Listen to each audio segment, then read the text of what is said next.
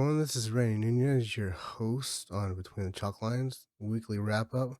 This is the first one of the season 2024, brand new season. Everyone's starting out fresh 0-0, except for the Dodgers and the Padres, who played a couple of games in March earlier during spring training in Seoul, South Korea.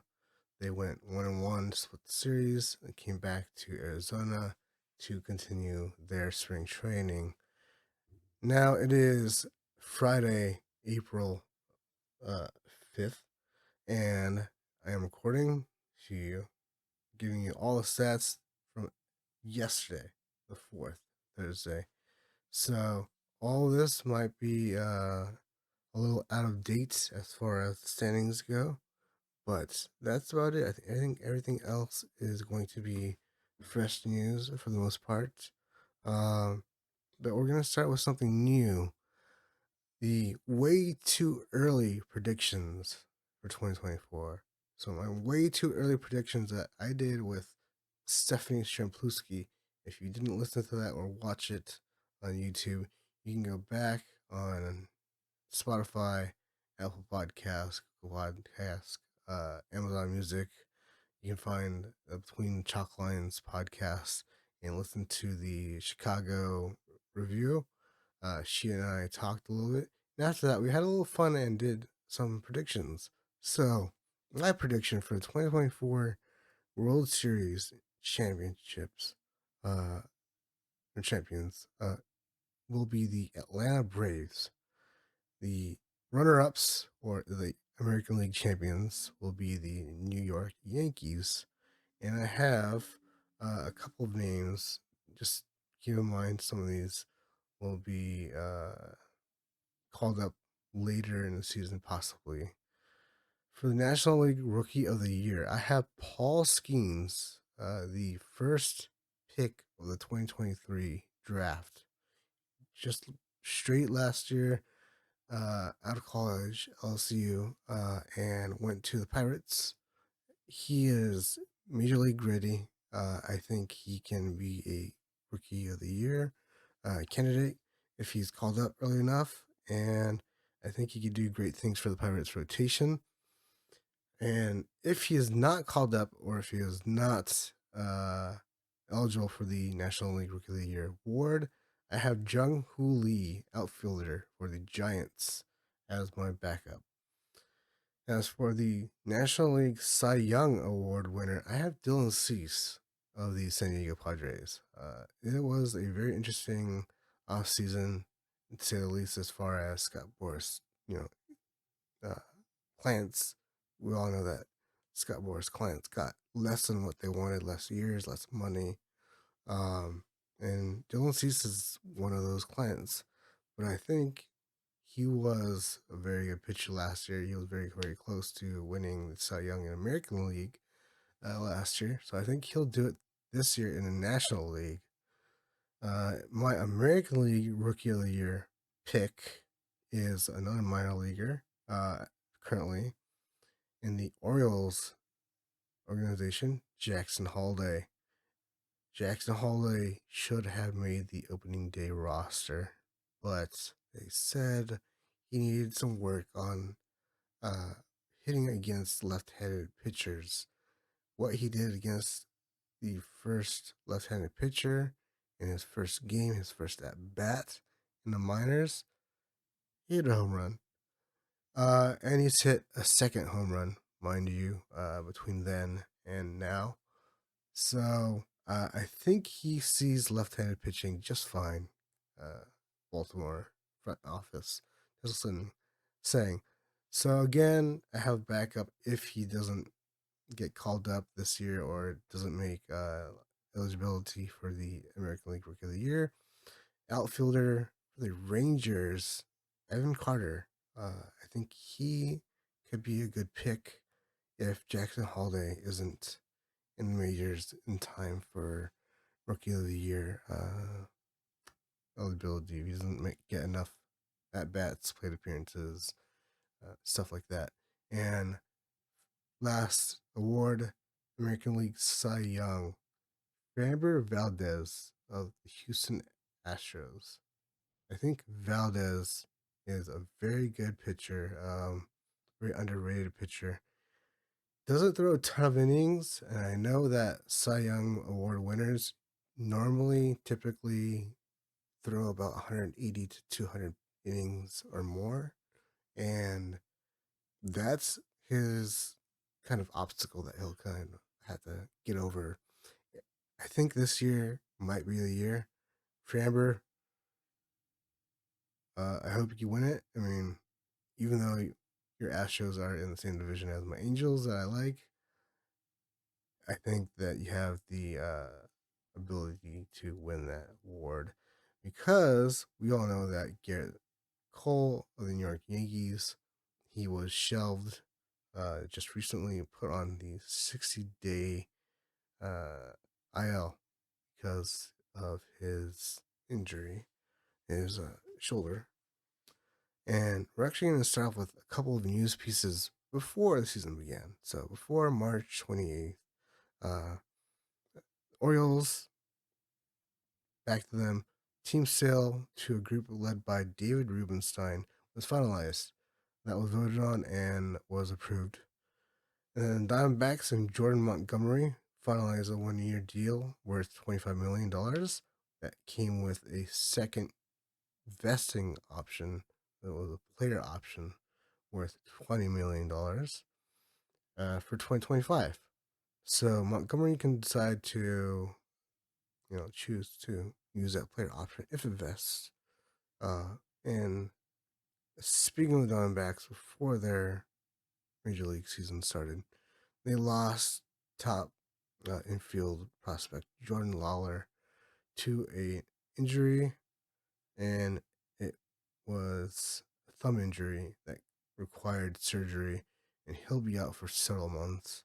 So who knows how long he'll be gone. Um, Unfortunately, things like that happen. They pop up from time to time.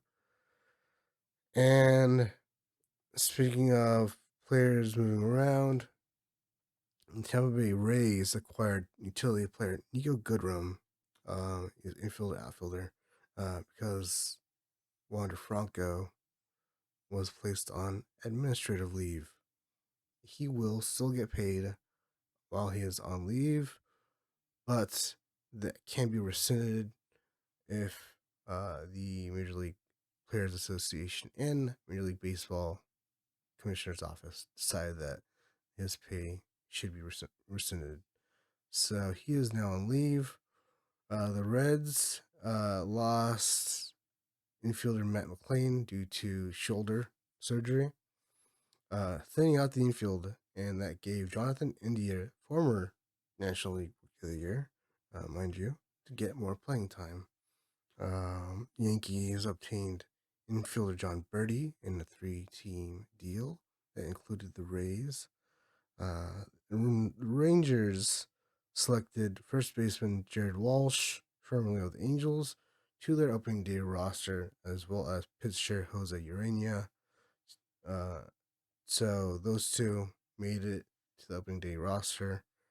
Dodgers extended catcher Will Smith to a 10-year deal worth $140 million. It's a little bit less than that due to the last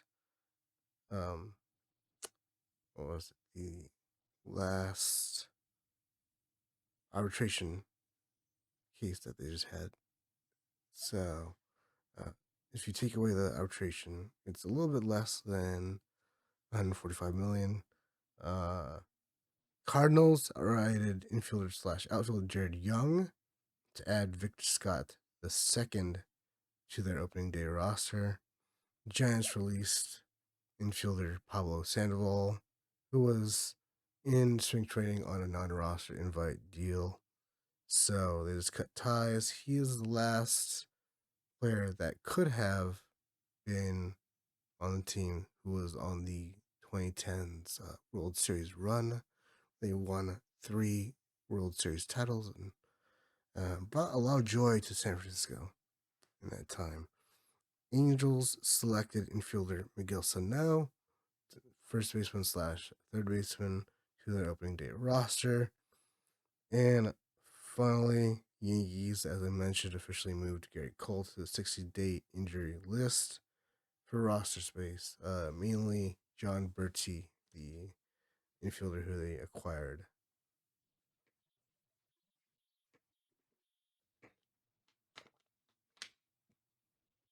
Um, to begin baseball, March 28th, opening day. Nick Senzel of the Nationals broke his thumb while fielding a ball.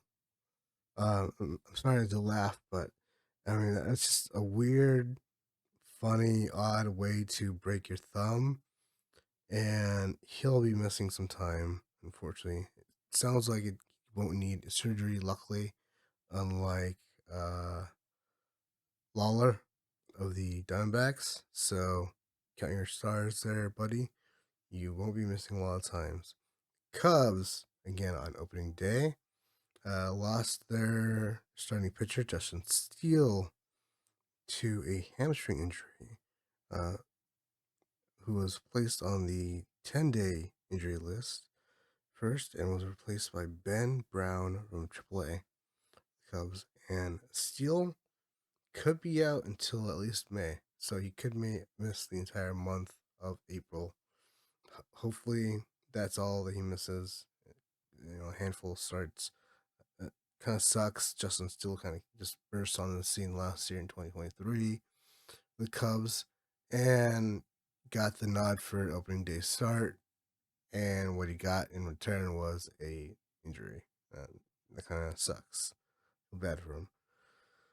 Giants, uh, same, kind of a similar thing. Right hand pitcher Luke Jackson of the Giants, who was not the starter, by the way, left his appearance in the middle of the game with team trainers, suffering some sort of back injury, and later had an MRI done that came back negative. So, thankfully, that happened, and hopefully, Luke will come back healthier and stronger than ever. Braves catcher Sean Murphy left the second game of the season with an injury and was placed on the 10-day injury list. Next day, listed as an oblique injury, which those are a little, testy. You have to be careful. Um, that's a problem. So we'll see what happens with Murphy. They did make a move later on, and I'll get to that. But first, the Twins had Royce Lewis get placed on to the 10-day injury list on the 30th, retroactive to the 29th, with a severely injured quad. I don't know how bad that is truly. I haven't heard too much on it as of when it happened. That was only a few days ago from now. And they called up infielder Austin Martin, who was a 2020 draft pick and a highly taught prospect until he got traded to the Twins. And he kind of just got lost in the jumble there. But he did make his debut next day on the 31st, going 0 for 3. And that's all he has done since. They also lost pitcher Anthony DeSclafani to flexor tendon surgery, which will cause him to miss the entire 2024 season, unfortunately. Uh, Angels new signee Robert Stephenson, who was supposed to help in the bullpen, uh, kind of came in already hurt. It seems like he didn't throw at all in spring training. He was kind of rehabbing, and said that uh, he hopes to return by late April, so next 2 or 3 weeks here for the Angels, as he is still on the 15-day injury list. Um, since, like I said, spring training in February, March. Uh, they could definitely use his help as they used a ton of their pitching in the Baltimore series to start the season. And started off 1-2 there, but are now 4-2. So, Yankees third baseman DJ LeMahieu started the season on injury list, and that is why they went out, got John Birdie in that trade. He was diagnosed with a fractured foot on March 30th. So no good. He'll be staying on the injury list there for sure. Phillies placed right-handed pitcher Luis Ortiz on a 15-day injury list due to a sprained ankle that he sustained on the 31st following a rough day of pitching. Unfortunately, he gave up a couple of runs that day, the Phillies, and then landed on the injury list with that ankle injury. And then after a blowout of the Angels, I mentioned earlier, left-handed pitcher Sanel Lopez was placed onto the 15-day injury list due to an oblique strain. Again, obliques are really, really hard to work around. You don't know how long the injury can last and how long they'll keep the player out. So you have to keep an eye on Lopez there in Baltimore. The Giants DFA'd their own once highly touted prospect and catch Joey Bart. I remember trying to find his cards, his rookie cards, and his first Bowman's, all that, because I thought Joey Bart was going to be the next, big thing, next Buster Posey for the Giants in San Francisco, and it just didn't turn out to be the thing. He was claimed by the Pittsburgh Pirates, and the two ended up making a trade to work that out.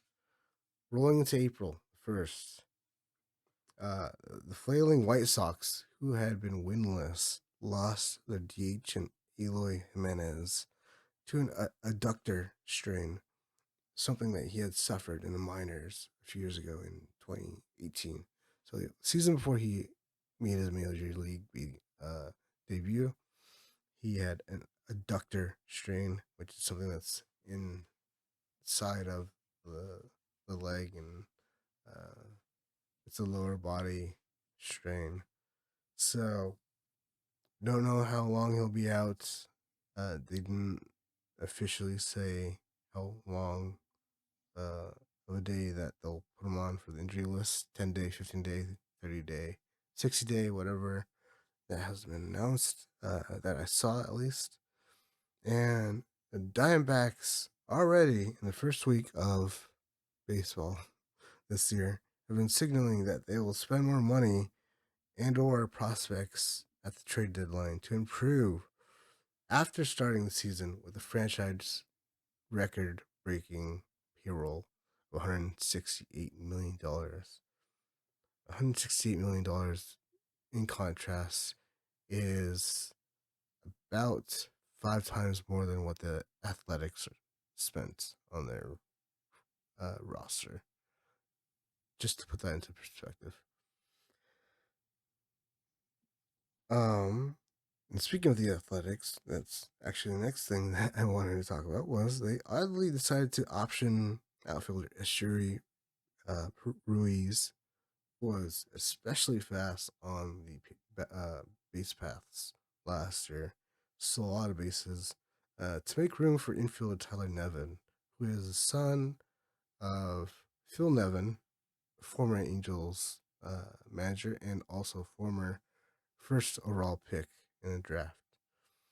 The Diamondbacks, going back to the Deserts, placed outfielder Alec Thomas on injury list after sustaining a hamstring injury on the day prior, and called up Jorge Barosa, who will make his MLB debut.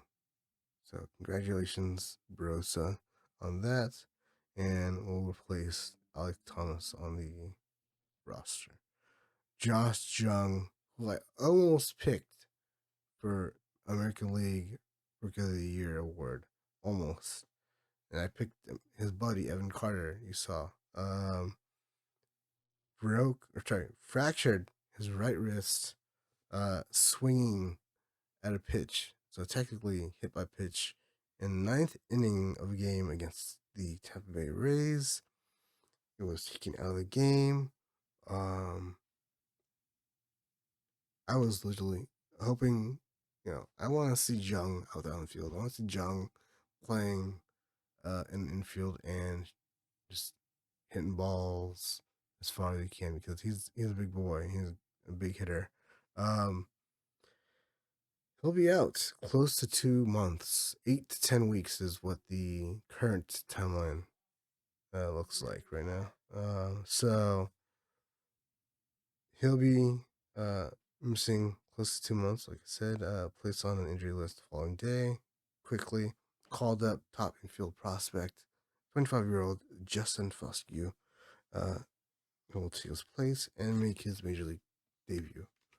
Um, Fuskew is a very much bat to ball guy, not a power hitter like Jung. So looking more for average in Fuskew. Um, and I hope he does it. I hope he does well. Well, he has a chance. The Mariners made an under the radar move as to me at least, they signed 36-year-old pitcher Dallas Keuchel, former Cy Young winner, former All Star, and I believe also former World Series winner. He has now kind of been relegated to the journeyman status. Uh, no longer glory days, no longer pitches like he used to, but is still effective when he does pitch well. He will be reporting to their AAA affiliate once their deal is completed, and I'll let you know how much that deal is worth when I get the numbers. The Braves signed catcher Sandy Leon and right-hand pitcher Jackson Stephens. Time of minor league deals. Stephens is simply returning after he elected free agency, didn't get signed, so Braves just brought him back on a minor league deal. Sandy, though, however, being a catcher, it's kind of just a backup signing in case the Sean Murphy injury is worse than what they hope or believe it is. Um, like I said, tricky injury. Yankees also minor league deal with right-hand pitcher Phil Bickford. Bickford. So Phil Bickford will report to AAA and make 1.1 million if he does get called up to the major league. So if the Yankees call Phil, he'll get that 1 million. But if not, he's not going to be making a ton of money. The Dodgers have not been the juggernaut team that everyone thought they might be. They refrained from placing outfielder Jason Hayward onto the injury list as long as possible. His MRI scans were coming back negative, but he was still dealing with back stiffness. And then, front office manager Dave Roberts finally said, enough is enough. They ultimately shelved him, which caused the team to have to drop pitcher Matt Gage and move to make room for Taylor Trammell, who was claimed off of waivers from Seattle. The Mets, who had been tied to pitcher Julio Teheran, also an former Angel, by the way, for a couple of weeks, they finally agreed on a 1-year, $2.5 million deal because Kodai Senga went down in spring training, and then Tyler Megal, who was supposed to fill in for Senga, went down with an injury in his first start. So they needed pitching badly and quickly. So they said, all right, Julio, we're going to sign you real quick, 1-year deal, $2.5 million, good to go. And Nationals announced yesterday on the 4th that outfielder Victor Robles will be placed on the injury list with a left hamstring strain. He'll be replaced with someone to be named soon. And winless Marlins, who started off 0-7, I believe it was, start the season, made several moves going into today, Friday. Um, and those moves were selecting the contract for right-handed pitcher Matt Andres, who also pitched for the Angels, DFAing left-handed pitcher Kent Emmanuel, optioning infielder Jonah Bride to open up space for recently acquired Emmanuel Rivera, and they also lost highly touted prospect Yuri Perez, pitcher for to Tommy John surgery. Um, so they placed him on 60-day and also claimed infielder slash outfielder Otto Lopez from waivers, who was placed on that by the Giants. The White Sox formally announced the re-signing of right-handed pitcher Mike Clevenger yesterday to a base salary of $3 million, as well as confirmed the designation for assignment or DFA of infielder Jose Rodriguez to make room for Clevenger. The Cardinals announced yesterday that they were placing first baseman slash out infielder Matt Carpenter on the injury list due to an oblique strain. He'll be replaced by prospect Pedro Paez. The Athletics, big news. First off, I just want to say this. Um, the A's are out of the Coliseum after the 2024 season.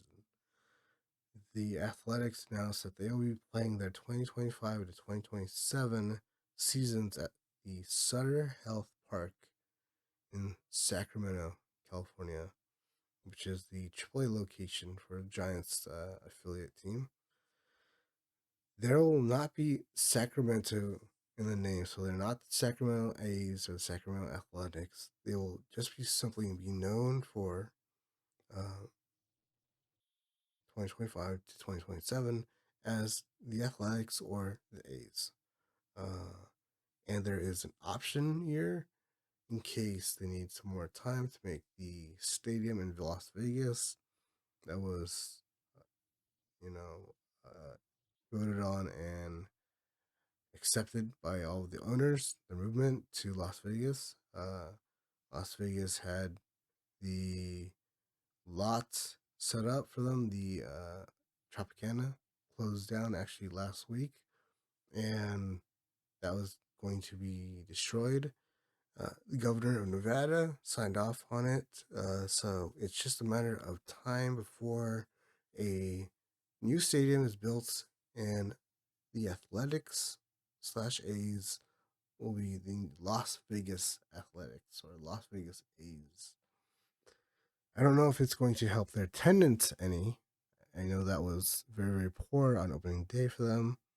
But moving on, after undergoing surgery in January, the uh, signing of Randall Grichuk to the Diamondbacks in the offseason on a 1-year deal, he is cleared and ready to go and is going to make his debut tonight on Friday, as well as following players Trevor Story, shortstop, and outfielder Tyler O'Neill will be starting in the lineup and on the field for Boston Red Sox against the Angels at the Angels home opener.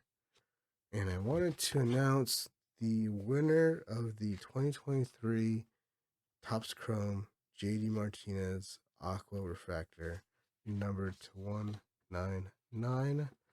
This person was on Instagram, the very, very first post that I put up this card. He guessed 127 for this card. It's number out of 199. The number on this card is 122. You can see that. 122. The guess 127. Again, like I said, that was on the very, very, very, very first post of the competition for this card. and I'm going to put out another card. If you're listening, if you're still watching after 30 minutes, I'm going to be putting out this J Ram card, uh, 2023 Tops Finest, uh, triple refractor. It is numbered out of 250. That is 250. So the guess that is closest to the number that is stamped on this card out of 250, Jose Ramirez for the Cleveland Guardians. If you can guess it or get at least closest to it out of multiple guesses, you win this card. So the winner, want to name them is Instagram. Thank you again for guessing and participating. Phil Roberts. I will DM you with information on this.